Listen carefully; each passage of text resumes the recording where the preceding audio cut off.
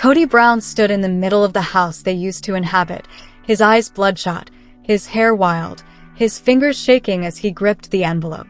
He had opened the letter hours before, so the seal was already ripped. Yet he read the same phrase over, as if he could force it to say something different. All upcoming payments and residuals related to the Sister Wives series are terminated with immediate effect. This is the last one. TLC had interrupted him. No last season. No special for retiring. No story of redemption. No more cash. Robyn hovered anxiously in the kitchen's far corner. Her hair looked unkempt, and the remnants of a previous cry were visible on her makeup. She made an effort to talk, to warn, to comfort, to do anything. But Kody wasn't prepared to be pitying. Not by her. No one. His voice was raspy as he growled. They blamed me. I'm the liability after everything I gave them. Kody. Robyn started quietly, but before he turned, that was all she could say. It was you who forced me to cut off all other people. You were meant to be the answer. My soul match. This will be the legacy, you said. He raised his voice, heaved his chest. Robyn took a step back. Hey, hello, everybody. Welcome back to my channel, TLC Flicks. Make sure to give this video a thumbs up. I sacrificed my relationships with my wives and children for you. For this foolish fantasy you want. Robyn's eyes were blazing as she muttered. You didn't give up anything. You ruined it. With your pride. Your rage. Kody, you weren't a husband. You were a despot. The final thread broke at that very time. That tense, breathless moment. Robyn was hit across the face by Kody's hand, which flew faster than anticipated. The hollow home echoed with the harsh sound. She clutched her cheek as she fell to the ground, startled. Time paused.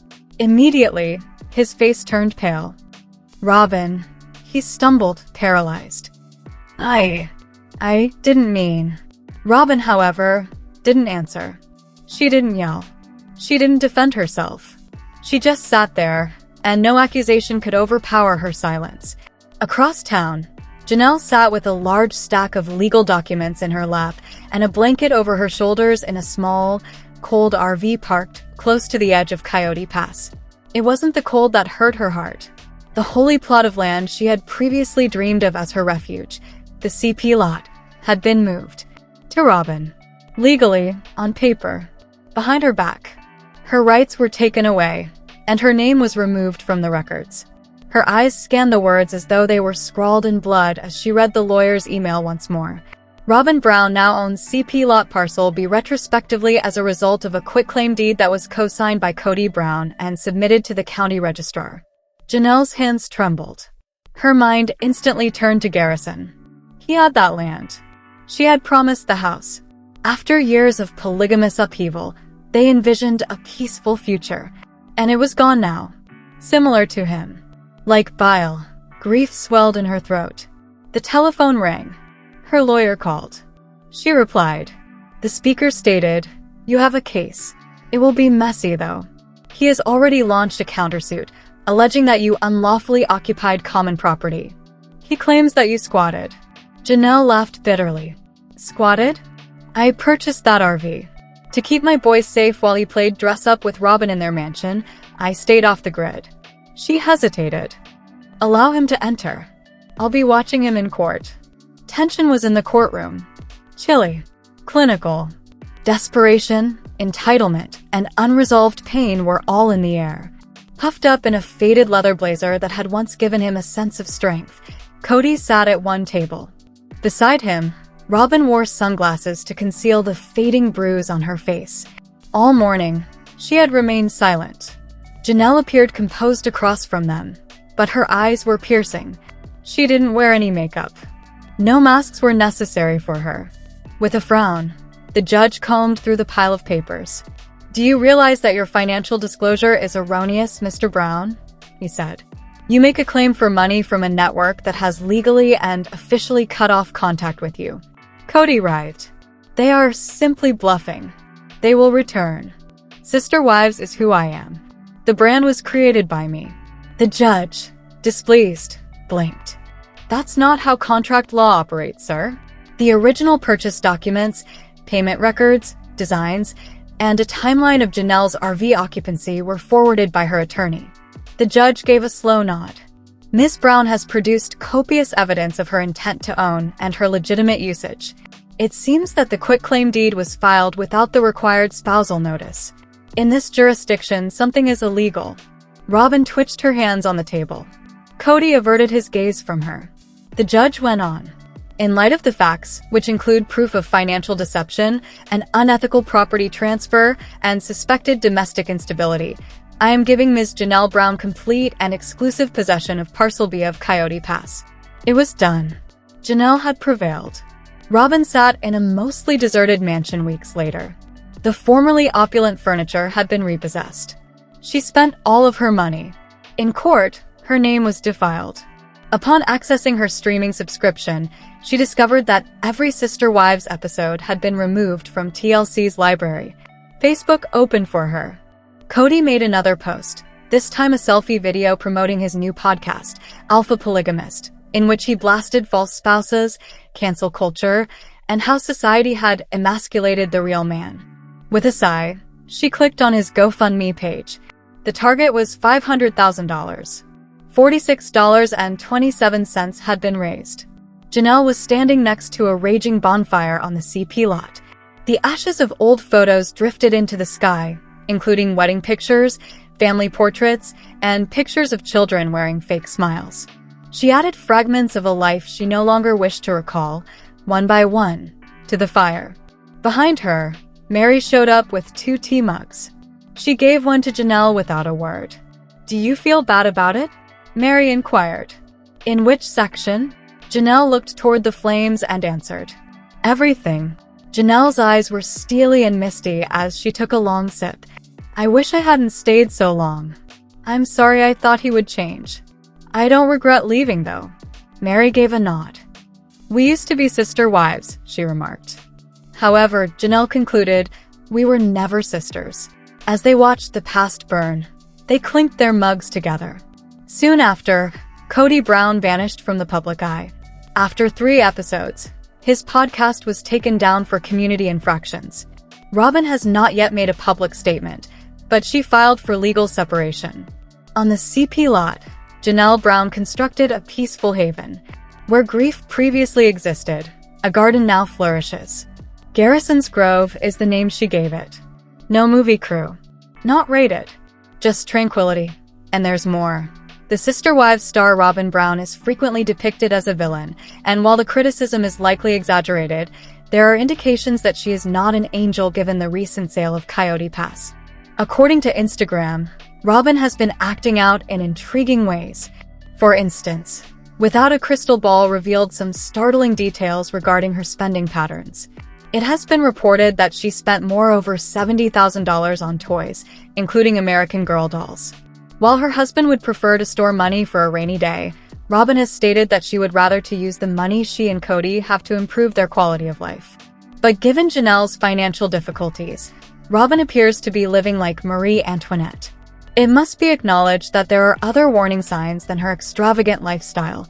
Even though Robyn is occasionally a good person, she is given a villain edit since she doesn't always stand by Kody or his ex-partners, Janelle, Mary, and Christine Brown. Yes, that may be the reality, but it was rude and cruel of her to draw attention to the fact that her children with the patriarch are at the center of everything while other Brown children are on the periphery.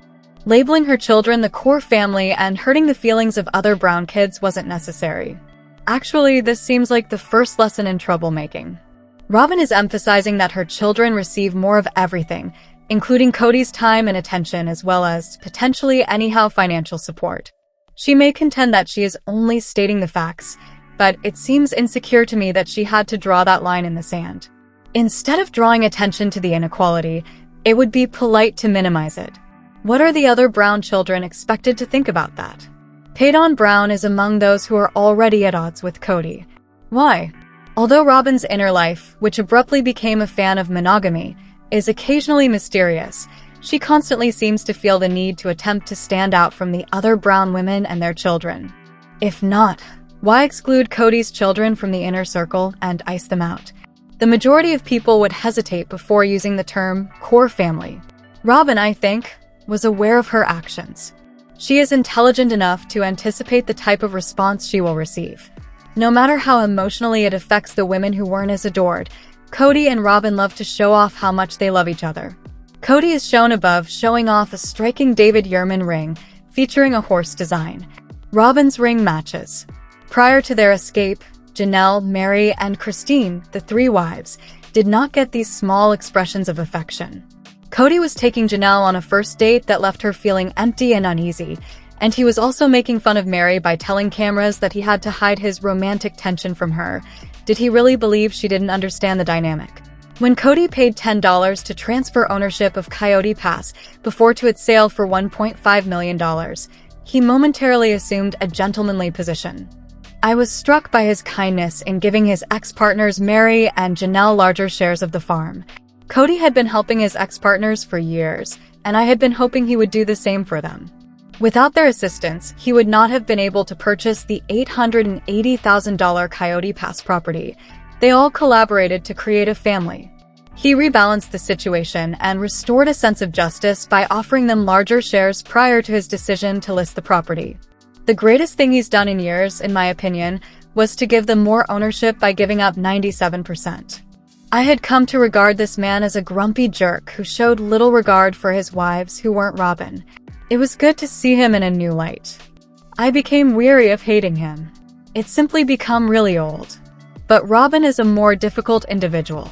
Robyn portrays a modest and kind-trad wife, but she's actually a clawed kitty. She can do some harm when she extracts them. These claws were frequently withdrawn, but history demonstrates that when Robyn chose to truly express herself, other people suffered as a result. The wonderful Christine discusses the importance of changing everything above, and it makes sense. Despite many challenges, Christine has made progress. She is joyful, strong, and a bright light. Feeling sorry for herself and living in the shadows is not something Christine enjoys. She desires to live life to the fullest.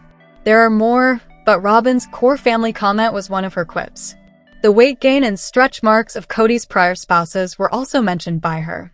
Again, I find that to be incredibly insecure, and it was dazzlingly disrespectful.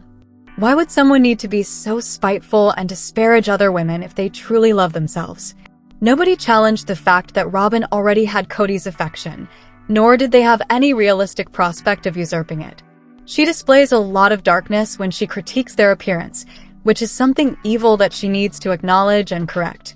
Every lady is attractive, including Christine, Mary, and Janelle. They don't have to hear criticism from a woman who is obviously just acting as though she cared about them. Robyn comes across as a little lowbrow when she pulls antics like these. Robyn goes low like this, which makes me question her level of confidence. She wouldn't need to evaluate herself against the now exes and find them lacking if she was safe. She would be concentrating on all she owns, including the children, the dolls, the jewels, and the opulent home. Cutting off the ex-partners conveys the idea that she views them as a threat, even though they have never been and still aren't. Everyone has the right to express their emotions, and Robyn's feelings are legitimate. I'm a little perplexed, though, when she accuses Kody of attempting to sabotage their marriage after he has sacrificed a lot for her. By doing everything for Robyn, this man alienated 3 wives and pushed them away for her. He portrays Robyn like a Disney princess and lavishes her with affection. Perhaps his irritability stems from guilt. He has received a lot of criticism for what he has done for Robyn, and even though he tries to ignore it most of the time, he undoubtedly feels bad about hurting people. The majority of people have multiple sides and aren't all bad. He might therefore experience anxiety or depression when he pauses and considers how dire things became in the Brown household. While he's with Robyn, those emotions can come out. In fact, she might have encouraged him to take actions that made him one of the most prominent and evil sister wives villains on reality TV. After leaving the polygamous family patriarch, Christine Brown and Janelle Brown, 2 of Sister Wives star Kody Brown's ex-wives, are contentedly leading new lives. Christine has some advice for Janelle about sisterly relationships. Mary Brown, Janelle, Christine, and Robyn Brown were Kody's 4 spouses at the height of the family, and together they created an astounding 18 children. Following the family's journey from city to city and finally landing on Coyote Pass, Sister Wives has chronicled their demise during the COVID-19 pandemic. Us Weekly released a 2-minute preview of Sunday's upcoming episode, in which Christine states that she wants to use contemporary technology to assist Janelle in finding a partner. She believes Janelle might succeed on an app like Farmers Only, just as she did when she used a dating site to discover her husband, David Woolley. She's serious. Janelle is a true earthy woman who enjoys living off the land and gardening. According to Christine, Janelle might be able to locate a partner on Farmers Only who shares her love of the outdoors. Christine's path of self-discovery began after she left Kody. Being the first unhappy woman to quit the family, she's shown the greatest bravery, which caused Janelle and Mary to follow suit. She cleared the path for the others by becoming the first. Christine also fell in love with David, her new husband, rather soon. Within a year of meeting, she and David were married. Since then, Christine has been enjoying the light of her newly discovered married bliss. Since launching their own company together, the pair has been doing very well. If Christine hadn't left Kody, none of this would have happened. Since leaving Kody, Christine and Janelle have been living their ideal life. Christine recently discovered the love of her life and launched a new company, while Janelle recently became a grandmother once more. Alongside her daughter Madison, Janelle is starting an exciting new business. They intend to launch a flower farm and lifestyle brand called Tata Farms. Christine is aware that it can be challenging to genuinely move on from a previous life. With David at her side, she undoubtedly found it simpler to complete the task, and she wants Janelle to have the same advantage. Christine was serious when she suggested that Janelle might find a man on Farmers Only. She may have a point when she advises Janelle to register, as the website is marketed as being for those who share her interests and value a rural lifestyle. The land struggle between the Brown family has finally ended. The acreage in Coyote Pass that Kody Brown, Robyn Brown, Mary Brown, Janelle Brown, and Christine Brown purchased in 2018 for $820,000 has been sold. When the property recently sold for $1.5 million, the family made a nice profit. Kody's 4 wives swiftly abandoned his initial plan to construct a single, enormous house where his 4 wife and 18 children could live together. Rather, they split the land into 5 pieces, one for each of the women and one for Kody's man cave. However, it was time to let go of the dream after he lost 3 of his 4 wives. A new owner has taken possession of the mountain vista near Flagstaff, Arizona, which Christine Brown claimed allowed her to hear the angels singing. The angels' singing has ceased. The angels have long since ceased singing for Christine. She took their youngest daughter, Truly, and returned to Utah after divorcing the father of 18 in the fall of 2021. She finally got married to David Woolley, and she's currently living a blissfully monogamous existence. When Kody bought her out of her share, she washed her hands of her ex and Robyn Brown, his surviving legal wife. According to the U.S. Sun, on July 28, 2022, Christine gave Kody her package for a mere $10. The land war started in earnest when Janelle Brown left Kody in 2022 and Mary followed a year later. At the time, Janelle and Mary each owned 25% of the 5.16-acre property, while Kody and Robyn shared 50%. Janelle and Mary were concerned about receiving their individual Coyote Pass investments returned from Kody on the most recent season of Sister Wives. Specifically, Janelle intended to create a legacy that she could eventually give to her 6 children with Kody. Garrison Brown, Janelle's son, tragically died in March 2024 at the age of 25. Mary and I have no idea what's happening. We're obviously frustrated, Janelle admitted to the cameras. We don't have any information at all. Nothing is happening, no communication. Janelle urged Mary to do the same after threatening to hire an attorney to defend her rights. Let us know in your comments. And stay tuned by subscribing our channel to get more updates like this. Thanks everyone.